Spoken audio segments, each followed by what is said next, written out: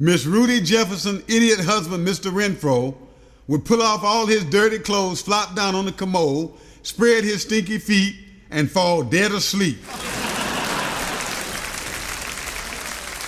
Almost 50 times a day, over and over again. It never ever mattered the least bit where he was. At home, at work, at church, at the park, at the grocery store, at the gas station, or anywhere else. Without fail,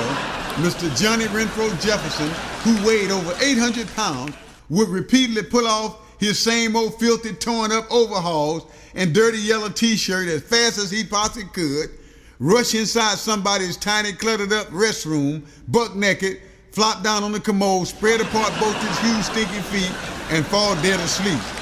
On and on he'd endlessly go, sitting there with his big, twisted mouth sprung wide open, nearly 3 feet across, and his long, protruding tongue hanging out, vigorously slobbering all over himself, the floor, the wall, and everywhere else while loudly snoring.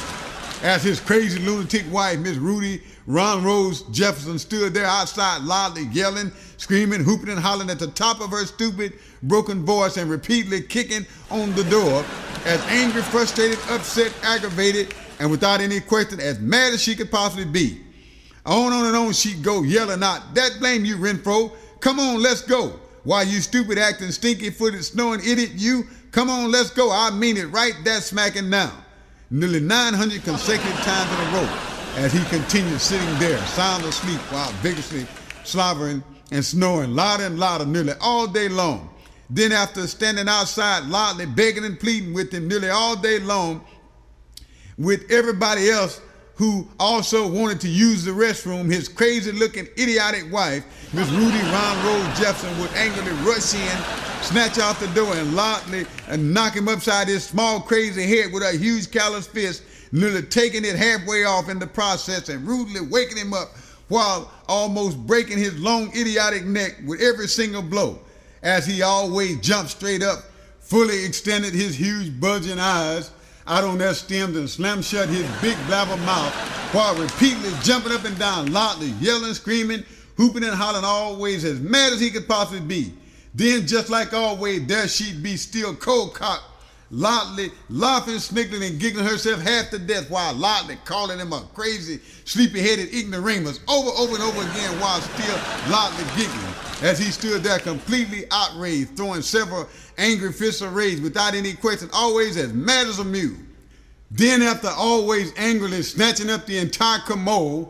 busting up the sink, and angrily kicking large gaping holes in the wall and knocking out several light bulbs, Mr. Johnny Renfro Jefferson would always angrily rush back outside as mad as a mule, still completely buck naked, and start loudly calling his crazy wife, Miss Rudy Ron Rose Jefferson, a ugly, kinky-headed, narrow-minded, giggling idiot, over and over again, seemingly non-stop, while repeatedly pulling up his huge, nasty pants that by now was usually soaking wet from the pipes he had pulled loose, snapped and broken half in two, after she repeatedly knocked him upside his small, stupid head for falling asleep in the first place.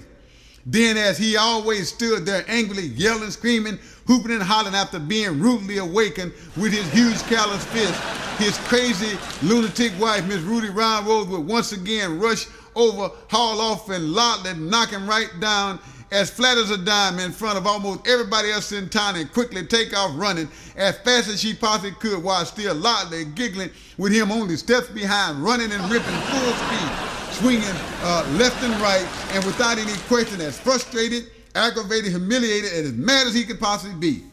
On and on he'd go, savagely chasing her all over town as she loudly bumped her small, crazy head up against large buildings, trees, mailboxes, telephone poles, and almost everything else in her crazy lunatic pathway, while also falling down head over heels nearly 800 times in a row, just before she would always rush back inside their only tiny trash-littered house, running full speed and hide up under their one and only small filthy bed as she lay there all night long, loudly sniggling, laughing, and giggling herself half to death nearly all night long.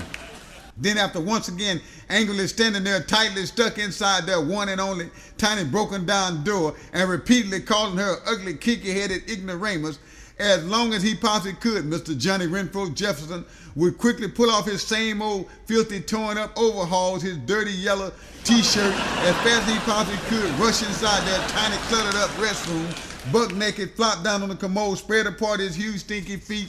and fall dead asleep. On and on he'd go, sitting there with his big twisted mouth sprung wide open, nearly 3 feet across, and his long protruding tongue hanging out, vigorously slobbering all over himself, the floor, the wall, and everywhere else, while loudly snoring.